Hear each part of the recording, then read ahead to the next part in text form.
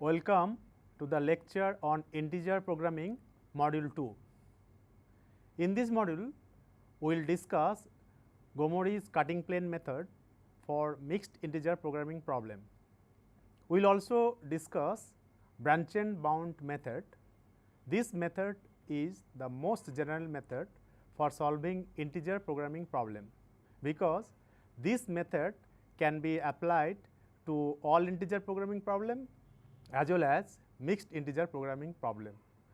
In branch and bound method, the basic idea is to subdivide the feasible region into several parts and then examine the optimal solution for each sub region, and then we have to look for the feasible solution which actually gives the optimal value of the objective function. So, let us now proceed to discuss Gomory's cutting plane method for mixed integer programming problem. In the mixed integer programming problem, some variables are restricted to integers, but not all. So, we first ignore the integer restrictions and then we apply usual simplex method. If we find the integer restricted variables are not integers in the solution obtained by simplex method, then we proceed further to construct Gomory constraint. We choose the largest fraction among those basic variables which are restricted to integers. Let it be f k 0, then the fractional cut, that is Gomorian constraint, is defined as given below. Minus f k 0 equal to minus summation f k j x j, where j belongs to R plus f k 0 by f k 0 minus 1 summation f k j x j, where j belongs to R minus plus g 1. Here R plus is the set of all j such that f k j is greater than equal to 0, and R minus is the set of all j such that f k j is less than 0, and g 1 is the Gomorian slack. It could be noticed that in this fractional cut, we consider both negative and positive fractions, and if we ignore the negative fractional part, then the Gomorian constraint is same as we have already mentioned for all integer programming problem.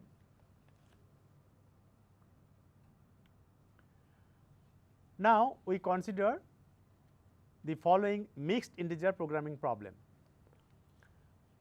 Maximize z equal to 4 x 1 plus 6 x 2 plus 2 x 3, subject to 4 x 1 minus 4 x 2 is less than equal to 5, minus x 1 plus 6 x 2 is less than equal to 5, minus x 1 plus x 2 plus x 3 is less than equal to 5, where x 1, x 2, x 3 is greater than equal to 0, and x 1, x 3, these two variables x 1, x 3 are integers, whereas x 2 is free to take any non-negative value.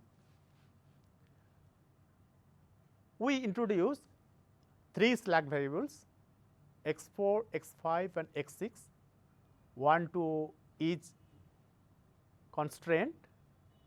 Then an initial VFS will be x 4 equal to 5, x 5 equal to 5 and x 6 equal to 5. Ignoring the integer restrictions, the LPP can be solved by simplex method, and the final iteration of the simplex table is shown below. As you can see that Zj minus Cj is greater than equal to 0 for all j. Therefore, the optimality condition is satisfied, and from this table we read the optimal solution as x 1 equal to 5 by 2, x 2 equal to 5 by 4 and x 3 equal to 25 by 4. Since x 1 and x 3 are integers, obviously this solution is not acceptable. So, we proceed to find Gomory's constraint. Now, we have maximum of f 10, f 30 equal to maximum of half and 1/4, which is equal to half. Therefore, from the first row of the above table, we have 2 plus half equal to 1 plus 0 into x 1 plus 3 by 10 into x 4 plus 1 by 5 into x 5. The corresponding fractional cut is minus 3 by 10 into x 4 minus 1 by 5 into x 5 plus g 1 equal to minus half. Now, adding this new constraint to the final iteration of the simplex table, we proceed to find the optimal solution by dual simplex method.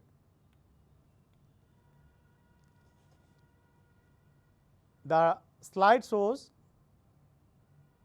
the table or iteration for dual simplex, and since the component of the vector b are all not non-zero, therefore, we proceed to find the departing vector. Here the departing vector is z 1, and we can easily obtain the entering vector as a 4, and then we proceed to the next iteration and see that in the next iteration all the components of b are non-negative, hence the feasibility condition is satisfied, and we can get solution from this table as x 1 equal to 2, x 2 equal to 7 by 6 and x 3 equal to 35 by 6. Since x 3 is not integer, so we have to proceed further, that is we have to construct further another Gomorian constraint. For this, we consider the third row, which can be written as 5 plus 5 by 6 equal to x 3 minus 1 by 6 into x 5 plus x 6 plus 5 by 6 into g 1. Using equation 1, the corresponding fractional cut is given by minus 5 by 6 is equal to minus 5 by 6 into g 1 minus 5 by 6 by 5 by 6 minus 1 whole into minus 1 by 6 into x 5 plus g 2, where g 2 is the second Gomorian slack. And if we simplify it, we get minus 5 by 6 x 5 minus 5 by 6 g 1 plus g 2 equal to minus 5 by 6. One thing is to be noted here, that in constructing the Gomorian constraint here, we consider both negative and positive fractional parts. So, adding this constraint to the last iteration of the above simplex table, we proceed to find the optimal solution by dual simplex method, and this slide shows the iteration in dual simplex method, and clearly the last row, from the last row we see that g 2 is the departing vector, and we can easily calculate the entering vector as a 5, and we proceed further. This slide shows that the feasibility condition in dual simplex method is satisfied, as all the components of B are positive. So, we arrive at the optimal solution of the given IPP. We find that x 1 equal to 2, x 2 equal to 1 and x 3 equal to 6 as the solution of the problem, and the corresponding value of the objective function z max is equal to 26. Now, we proceed to discuss another important method, which is called branch and bound method. Branch and bound method is the most general method for solving integer programming problem, because this method can be applied to all integer programming problem as well as mixed integer programming problem. This method actually partitions or branches the feasible region into subsets and then examines each of them successively until a feasible solution that gives optimal value of the objective function is obtained. We now discuss branch and bound algorithm. Step 1. First, we obtain an optimum solution of the given LP problem, ignoring the integer restrictions. In the next step, we can terminate the iterations if the optimal solution of the LP problem satisfies the integer restrictions. Otherwise, we will go to the next step. Step 3. Considering the value of objective function as upper bound, we obtain the lower bound by rounding off to integral values of the decision variables. Next, let the optimum value xj star of the variable xj be not an integer. Then we subdivide or branch the given LP problem into two subproblems, subproblem 1 and subproblem 2. In subproblem 1, we consider the given LP problem with an additional constraint xj is less than equal to greatest integer content in xj star. In subproblem 2, we consider the given LP problem with an additional constraint xj greater than equal to the greatest integer content in xj star plus 1. In the next step, we solve these two subproblems, and then we may arise three cases. In case 1, if the optimum solutions of these two subproblems are integral, then the required solution is one that gives the largest value of z. Case 2, if the optimum solution of one subproblem is integral, but the other subproblem has no feasible solution, then the required solution is the same as that of the subproblem giving the integer valued solution. Case 3, if the optimum solution of one subproblem is integral while the other is not, then we record the integer valued solution and repeat steps 3 and 4 for the non-integer valued subproblem. In the next step, we repeat steps 3 to 5 until all integer valued solutions are obtained, and finally, we choose the solution amongst these integer valued solution that yields an optimum value of z. I would like to mention one thing here, that if the number of variables is large or if the LP solution to the problem is not optimal, then branch and bound method is not suitable, because the number of iterations required to solve such a problem may be too large. We have so far discussed Gomory's cutting plane method for mixed integer programming problem. We have also discussed branch and bound method for solving integer programming problem, and we have already mentioned that this method, the branch and bound method, is the most general method for solving integer programming problem, as it can be applied to solve both all integer programming problem and mixed integer programming problem. But it has one disadvantage, that if the number of variables is too large, then this method is not suitable. However, if the number of variables is restricted to 2 only, then a graphical method can be applied to find the solution of each subproblem.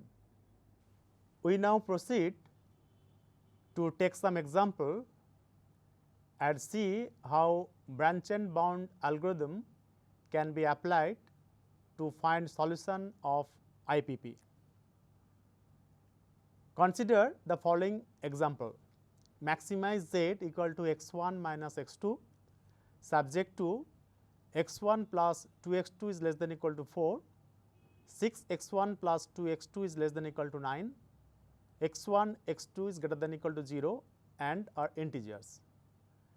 This problem is an all integer programming problem. Let us solve the given problem by graphical method, as the problem has only 2 variables x1 and x2. The slide shows the feasible region O, A, B and C, and the extreme points of the feasible regions are 0, 0, 3 by 2, 0, 1, 3 by 2 and 0, 2.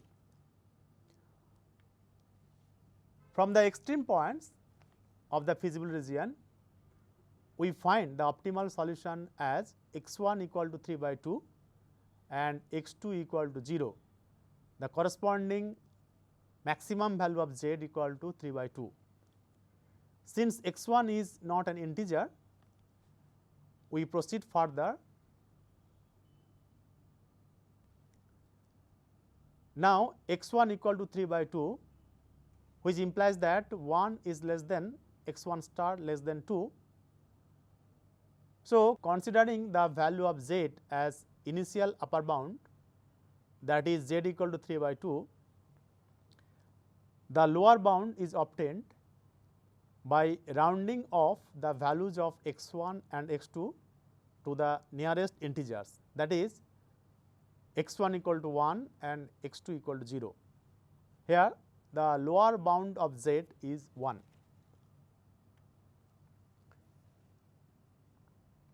Now, since the greatest integer contained in x1 is 1, so we branch with the constraints x1 is less than equal to the greatest integer contained in x1 star and x1 is greater than equal to the greatest integer contained in x1 star plus 1. The slide shows 2 subproblems. In the subproblem 1, we have the additional constraint 0 less than equal to x1 less than equal to 1, and in subproblem 2, we have the additional constraint x1 is greater than equal to 2.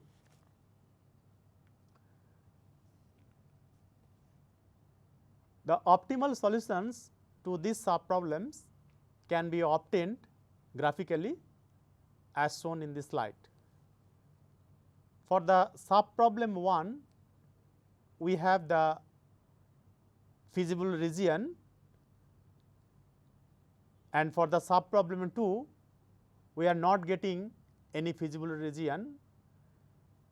Since we are not getting any feasible region for the subproblem 2, so we are getting no feasible solution for the subproblem 2.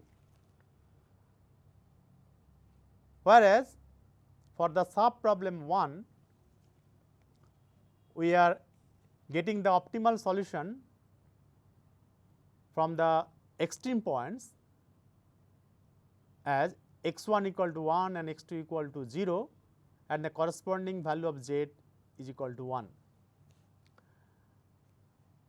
Since from these two sub problems we are getting only one solution and which is an integer solution, therefore, the required solution is obtained, which is x1 equal to 1, x2 equal to 0 and max z is equal to 1. Let us consider another example. Minimize z equal to 4x1 plus 3x2 subject to 5x1 plus 3x2 is greater than equal to 30, x1 is less than equal to 4, x2 is less than equal to 6 and x1, x2 greater than equal to 0 and are integers. That means this problem is an all integer programming problem.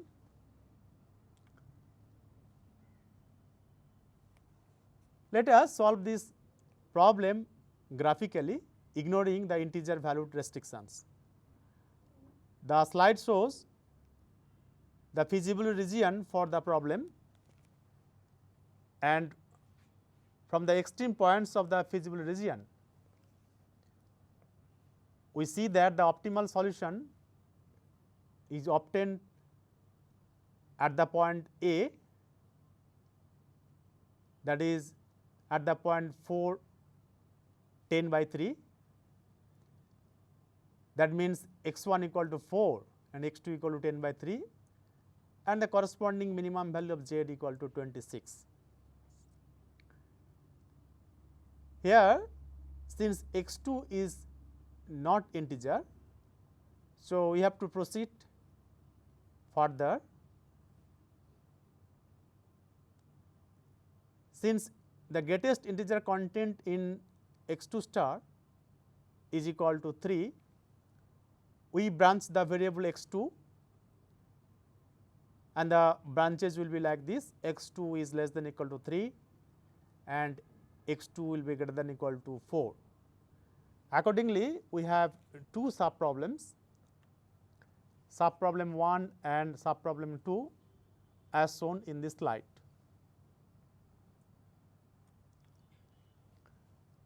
The solution of these two sub problems can be obtained by following graphical method. The graph for the sub problem 1 shows that there exists no feasible region for the problem. Therefore, the sub problem 1 has no feasible solution, whereas for the sub problem 2 we have a feasible region and from the extreme points of the feasible region we find the optimal solution as x1 equal to 18 by 5 and x2 equal to 4 and the corresponding value minimum value of z equal to 132 by 5. Here again, since x1 is not an integer, so we will proceed further to make branch. We see that x1 star lies between 3 and 4. Therefore, the two branches will be x1 is less than equal to 3 and x1 is greater than equal to 4. Accordingly, we have another two sub problems, sub problem 3 and sub problem 4 as shown in this slide. Now, the optimal solutions for these two sub problems, sub problem 3 and sub problem 4, can be obtained graphically. The graphs are shown on this slide. For sub problem 3, we are getting a feasible region, whereas for the sub problem 4, we are getting an unbounded feasible region. But as we know, an unbounded feasible region not necessarily give unbounded solution. So, we may get a finite bounded solution. So, for the sub problem 3, we find the optimal solution as x1 equal to 3, x2 equal to 5, as this extreme point gives the minimum value z, which is equal to 27. And for the sub problem 4, that is the unbounded feasible region, gives the extreme point a44 and b46. The value of z at a equal to 28 and the value of z at the point b is equal to 34. Obviously, the extreme point a44 gives the optimal solution. Therefore, the optimal solution is x1 equal to 4 and x2 equal to 4 and the minimum value of z equal to 28. Hence, from these two sub problems, sub problem 3 and sub problem 4, we get the optimal integer solution of the given problem as x1 equal to 3 and x2 equal to 5, as it gives the minimum value of z, which is 27. We now discuss another programming problem called 0-1 programming problem. There are practical problems that can be structured only as integer programming problem, but some problems may consider only 0 and 1 integer values representing a yes or no choice and are known as 0-1 programming problem. The general integer programming methods such as branch and bound method can be used to solve a 0-1 programming problem simply by introducing one additional constraint that all the variables must be less than or equal to 1. We consider a practical problem, which is capital budgeting problem. In capital budgeting problem, we have to take the decision whether to invest or not to invest. Suppose that a firm has capital Ki to invest in year I, where I equal to 1 to up to m. There are n different projects that are competing for these funds. Suppose that the project J requires an investment of rupees kji in year I. Let Pj be the present value of all future returns from project J. A project may either be undertaken or not undertaken in a year. Therefore, our objective would be to maximize the sum of present values of all future projects within the capital constraint.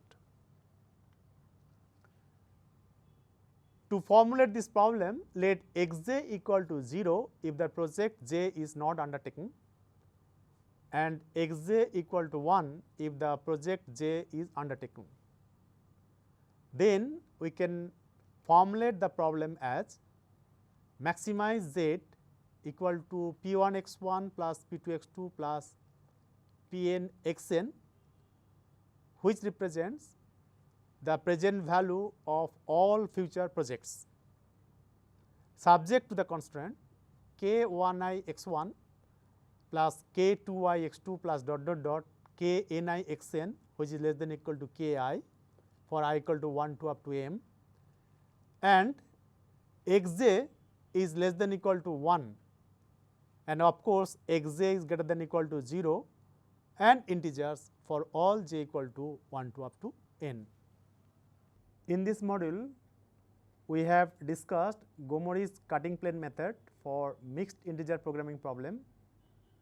We have discussed branch and bound method, and finally, we have discussed 0-1 programming problem. In this problem, the variables are restricted to take only 0 and 1 values. There are many real problems in the world which can be formulated as 0-1 programming problem, such as capital budgeting problem, investment alternatives problem, and so on. With this comment, we end this module as well as this chapter.